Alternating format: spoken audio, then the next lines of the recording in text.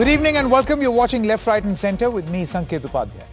Two stories that we are going to track right here on this show. Debate number one. What exactly do you think is happening in Indian Parliament? 1 week and counting, no business at all, and the Treasury benches being accused of not letting the House function. On the other hand, players in the opposition, particularly the Congress, want a JPC into the Hindenburg report. Now there is no great coordination in this opposition demand because there are many opposition players who feel a JPC may not be required and may not be efficient. But while all of this is happening, is the functioning of Parliament the casualty? And thus, a government which boasts of great performance rankings in Parliament, of passing one bill after another, is itself being accused of stalling work. What exactly is going to happen? So that is going to be debate number one, apology versus JPC. Who will blink first to break the House logjam? Also on the show, the red corner notice against fugitive Mehul Choksi has now been removed, which means he can fly around. Now what does this necessarily mean? Is this a setback for the CBI and also the Indian government, which wants extradition in the case of Mehul Choksi? Or is extradition still very much on track? Is there a possibility that Mehul Choksi may now start looking for a new safe haven? Let's first start with discussion number one, apology versus JPC. I want to introduce our guests. Rashid Kidwai is a senior journalist and author. Sharad Gupta is a senior journalist. Sujata Paul, spokesperson of the Congress Party, and Dr. Rajdeep Roy, Lok Sabha MP of the Bharatiya Janata Party. Thank you very much for joining us. Dr. Rajdeep Roy, I want to begin with you first. You know, this is a unique situation where 1 week plus and counting, and the Treasury benches, that is the government, has been accused of not letting the House function. This is the very same government that boasts of fantastic statistics that look, we performed, we overperformed, 120% performance, 200% performance, these many bills passed. Now what? Look, as you have very initially and very correctly remarked, we actually think of performing more than 100% as has been envisioned by all our leaders in the national level. From day one of this 17th Lok Sabha, the Speaker of the Lok Sabha, Sri Om Birla ji, has been giving opportunity to everybody to speak. And instead of ending the Parliament session at 6 or 5 in the evening, it has continued to most of the time till 9 or 10 p.m. or even at certain occasion it has crossed midnight. So the intention of the government is very, very clear. But we Dr. want Roy, to do business, now? we want to pass bills, we want to do business and pass bills. But right now, as you have said just 2 weeks back, in foreign shore, a leader of opposition, namely Mr. Rahul Gandhi, has attacked Indian democracy and asking for help from foreign powers to come and intervene. Like his grandfather, great-grandfather has taken the issue of Kashmir to the UN, he is also now attempting to take the issue of Indian democracy, which has survived few thousands of years, all of a sudden to someone who has actually subverted democracy for almost 190 years and gone to the shore asking for help, because his grandmother was the one who subverted democracy in 1975 for 19 months. And now here he is again taking these issues to foreign shore and asking for help, which is absolutely not acceptable.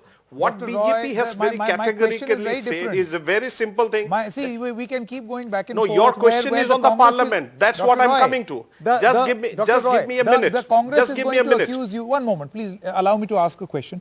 The Congress will keep accusing you that why does the same yardstick or rule not apply on the Prime Minister when he made many comments against the UPA rule on foreign soil. And this debate we have had all of last week and still having. My point is, what does it say about a government which boasts of great credentials, of great performance in Parliament, and now the very same government is accused of stalling the functioning in Parliament itself? No, this is absolutely not correct. It is a figment of the imagination of the opposition leaders. As we take pride in our performance, we also take a So let strong the House stand function. that we Let's have will the not proceedings. tolerate any nonsense. We will not tolerate, let me finish, will not tolerate any nonsense by anybody in the foreign shore and all. You are not entitled. Nonsense. The feeling of entitlement, the feeling of arrogancy has crept onto you so much that you forget where you are speaking, to whom you are speaking, and to what audience you are speaking, and what is the effect of your speech will have in the entire country. You are saying India is a union of state. India is a federation. So if you talk of the basic issue of democracy is not understood by these gentlemen. The launching, the relaunching, the repackaging for the last 20 years has not done any good to these gentlemen's, gray cells. Sure, and I hope Dr. Rajdeep he Roy, understands this and takes an apology. Okay, Dr. Rajdeep Roy, do stay on with us. Rashid Kidwai and Sharad Gupta, one by one. Mr. Kidwai, to you first. I'm going to pose that question to you. Do you think that this is something which will reach the people, the fact that the parliament is not functioning because of the government? Sanket, first of all, I'm glad that my friend Sharad is here. See, the job of running the house rests with the government. It is government's job to run the house. It's not a job of the opposition to run the house simply because it's in opposition. Obviously, it takes two to tango. So, and there have been numerous instances, just not about, opposition leaders. I mean, this is opposition to the Congress leaders going offshore and making statements. It's also about protest. We have seen, Sharad has covered, both of us have covered parliament. You see, on number of occasions during Narasimha Rao time, during Manmohan Singh time, the BJP stormed houses for a week, fortnight, etc. And Mr. Arun Jaitley, Sushma Swaraj, who were, leaders of the in the two houses, they would say that protest, storming a house is very much part of the democratic process and democratic means. Now, today the BJP just keeps on talking about the number of hours, etc., that, the kind of productive work. But the unproductive work is also productive because that's the only forum that is available. If Mr. Rahul Gandhi is guilty of any wrongdoing, he should be allowed to be given a chance in parliament, rules, procedures. And of course, the government must have, and Prime Minister must have a right to reply and, take him to task. But you cannot curb the freedom of expression of a parliamentarian. I would say about same thing. The precedence that's being talked about, Sanket, is very dangerous because they're saying about Subramanian Swamy. The curve that was imposed on Subramanian Swamy was in the height of emergency. And the BJP, the earlier avatar, the Johnson was protesting. What is the BJP saying? Is it saying that what happened during emergency should be used as a precedence? So these are the disturbing things from a non-partisan position. I think both sides should come forward and try to resolve. They're just they're happy actually. The government is happy that Rahul Gandhi is emerging as some kind of, Rahul versus Narendra Modi narrative for 2024. And that's the political side, but that is what, the politics of it is behind. Sharad Gupta, Mr. Sharad Gupta, do you have the same assessment that this is actually politically a win-win for both? The BJP, which is mounting an argument because the Congress alleges that they want to divert attention, and for the Congress because the entire government every day without fail at 9:30 a.m. by hosting a press conference and then by launching this attack inside parliament, demanding an apology, is making a huge hero out of Rahul Gandhi or making him into a huge personality. So both, it's a win-win, and the casualty is the performance in parliament, the people. Listen, this is an unprecedented situation. Ruling party has never hampered the parliament as it is happening now. It is, I don't recall any such instance where government has impeded the proceedings. And because government has all the might, if Rahul Gandhi has committed a mistake, he has committed a crime, if he has committed treason, he should be tried.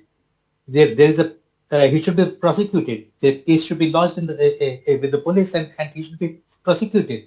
So, but just because the ruling party wants to score brownie points, they want to create a political situation out of it. That's why, as Rashid said correctly, that they are trying to create a national hero out of Rahul Gandhi. And in fact, after his Bharat Jodo Yatra, he has already emerged as a poll center. So there is already a poll, and there are number of parties which are now trying to create a third front because they cannot accept Rahul as the leader. And this is exactly what the government wants. Government wants a fragmented opposition with Rahul at the help of Congress, and it should be a Rahul versus Modi debate. And the next election should be contested between the two personalities, not on issues, but on personalities. So that's what is happening now. Okay. Okay. Sujata Paul, spokesperson of the Congress party, is also with us. Yes, Dr. Rajdeep Roy, I will come to you. Just one moment. Sujata Paul, you see, the BJP says that the onus, while theoretically the onus of running the house is on the government, these utterances by Rahul Gandhi must be brought to the fore, and that's why the apology. The two journalists here feel that an absolutely unprecedented thing is happening in Parliament where the treasury benches are obstructing the functioning of the House. Who should blink first? Absolutely correct. It is the government which is responsible. And if the government is obfuscating the parliamentary proceedings, they should be held accountable. But by trying to come up with a press conference every morning, unprepared, with unsubstantiated issues, it just shows that the government is very scared. The government was rattled by the Bharat Jodo Yatra's success, and the government is on the back foot. And that is why they are coming up in this manner, because they think that attack is the best defense. Clearly, it is not so, because not only the parliament, the parliamentarians, but across the country, people are also recognizing it. Of course, with the Godi media, so to speak, in their hands, they thought that they would be able to create this narrative. It is not happening. They are being questioned as to why they are not willing to allow Rahul Gandhi to speak. But the problem is, if Rahul Gandhi speaks, it's a catch-22 situation, because they might have to answer on Adani, because questions of the JPC will be asked. The opposition will come across as a united opposition. However, if he is asked to speak, they will also be showing that it is democracy which exists, which they are not. So what is the problem with the government? They can score brownie points by showing that there is democracy in the parliament at least. By muting parliament, they are only showing how scared they are, how cowardly they are, and how the entire system is working for one man. This is democracy. This is not, a government which has to work for one man. And I'm not talking about the Prime Minister. The person I'm talking about is Adani now. Because if Adani is in question, why is the government so scared? It is obvious that it is Mr. Shah who is scared. And that is why they're coming up with some kind of a narrative every day. They cannot do what they had done earlier. Okay. And that is something that they should recognize. Okay. Now my question back to Dr. Rajdeep Roy. You see the point here. Yes. Dr. Rajdeep Roy, you see the point over here is. I would like to. If I could just ask my question, and then you can make your point also. The point is, please, that obstructing the functioning of the House is being called unprecedented by everyone. Do you feel that now it is yielding what people say is the law of diminishing returns? First week, there was a lot of buzz around it.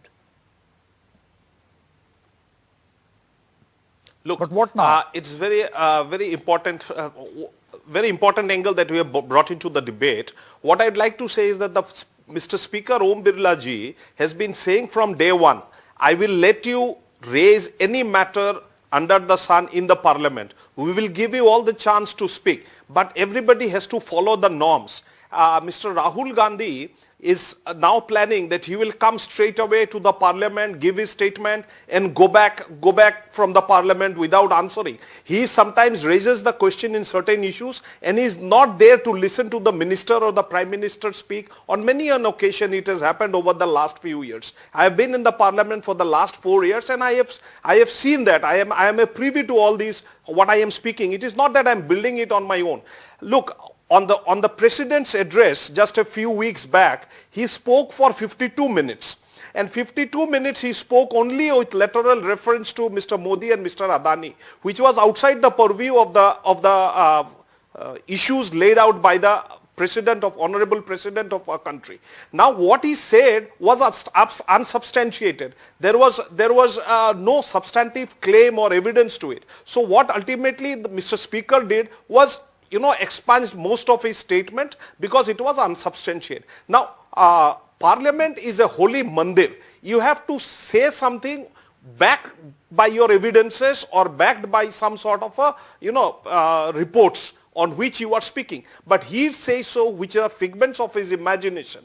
He spoke the same line, the same language, the tone and tenor of his speech in foreign shore was also like that. That democracy has been murdered in India. He did not say that he spoke just few weeks back for 52 minutes in the parliament. His mics are muted is only a figment of his imagination.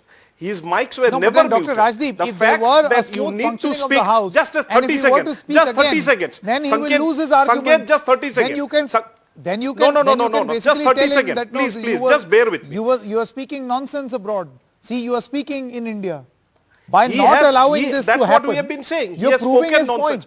He has spoken nonsense abroad. He has spoken nonsense abroad. Like he does not want to follow the rules of the game in the parliament. There are there is rule 377. There is rule 193. There are privilege motion he can move if he wants to speak. He is doing none of that. The speaker wants to run the question hour where almost 20 questions are asked basically on the development of the entire country. You are not allowing the questionnaire to run. What would have happened if you would have asked your question or made your speech instead of at 11 o'clock, at 12 o'clock? If the speaker allows, okay, Sujata Paul. You go to the all-party meeting, say that we want the parliament to run. But again, you do not want the questionnaire to run. How is that? How farcical is that? You get 52 minutes to speak and you speak on something which is nonsense, which is a figment of your imagination. Allow him to speak. Once he speaks, you ask your question. Isn't it? But by muting him, you're proving that you don't want him to speak. It is not done like that, ma'am. It is not done like that. That is not the rule of the parliament. You are not above the rule. The gentleman for whom you are speaking cannot set the rule which has been framed by his forefathers, by his grandmother and his great-grandfather. They have to play to the rule which has been framed by his great-grandfather and grandmother. You have to follow that rule.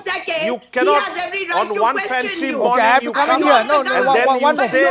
We cannot have a debate like this, please. One moment, I have to come in here. Rashid Kidwai. Question to Rashid Kidwai now. Rashid Kidwai, do you feel that going by the basic principle that it's the government's responsibility to ensure the functioning of the House must function? Else this message should clearly go that the government is not allowing the House to function. Again, we must remember these are the political rhetorics. You can go on talking, but in this kind of situation, the voice of reason it does not have that kind of role that it should have in our parliamentary democracy, because it's that mandate that determines everything. As long as Narendra Modi, the BJP is winning state assembly elections, winning Lok Sabha elections, they will feel free to do so, as was the case in time of when the Congress was calling shots in the years in Indira Gandhi time, Jawaharlal Nehru time, Rajiv Gandhi time, etc. So that's the thing. So it is a very cynical view of looking at politics. But jo jeeta wo sikanda, rule, procedures, etc. take a backstage. And because, as I said earlier, the government of the day is very confident. They think that by attacking more and more Rahul Gandhi, however reasonable, irreasonable, logical, illogical. By the time the next parliament session happens, some crucial assembly elections will be over. So to say that there is absolutely no calculation, I guess is a bit rich. But thank you very much for joining us. Rashid Kidwai, Sujata Paul, Sharad Gupta, as well as Dr. Rajdeep Roy for joining us. We are also joined in by Mr. Manish Tiwari. He's the MP for the Congress party. Mr. Tiwari, who according to you is responsible for this showdown? Well, Sanket, this is absolutely unprecedented. And I am completely at a loss of words and flabbergasted, for the lack of a better word. I have never ever seen the treasury benches not wanting to run the House. And ever since the budget session commenced, the entire attitude of the Treasury benches has been one of intense disruption. It almost seems that they have forgotten that they are the government, or they seem to be preparing for 2024 to come into the opposition, because this kind of belligerence from the Treasury benches is completely uncalled for. And obviously, it lends itself to two explanations. A, either the government does not want to run the House for whatever reasons it believes makes that imperative, or the larger message which the government is sending out, that it does not care for Parliament. But you see, Mr. Tiwari, there seems to be a problem for the Congress party here. You seem to be demanding a JPC, but all political parties do not agree, all opposition political parties, to be clear, do not agree with this demand. Yes, you were able to shore up greater support with 16, 18 opposition parties, but not all. In fact, some very, very crucial political parties are not with you on this demand of JPC. They don't think it's effective. Well, insofar as a joint parliamentary committee investigation is concerned, I was the first person who had actually articulated this demand in a signed op-ed in the Indian Express when the entire row over the La Affair Adani broke out in the wake of the Hindenburg report. Now, this is not the first time that Parliament would be going into a case of market aberrations. If you would recall, when the Harshad Mehta affair took place, the courts were seized of the matter, but Parliament in its wisdom still decided to constitute a joint parliamentary committee. And that joint parliamentary committee, in fact, led to SEBI getting a statutory status. In 2001, when the La Affair Ketan Parekh happened, then again it was the courts were seized of the matter. I think multiple courts were seized of the matter. And Parliament in its wisdom decided to again have a joint parliamentary committee. And the joint parliamentary committee, in fact, made recommendations which strengthened the regulatory and oversight remit of not only the Security and Exchange Board of India, but also the connected instrumentalities. Then again in 2011, when the CNDG report, which was a completely bogus report on the 2G affair, came out, not only was the Supreme Court seized of the matter, but even the trial court at that stage was hearing remand applications, bail applications of many people who had been accused in that matter and were subsequently honorably acquitted.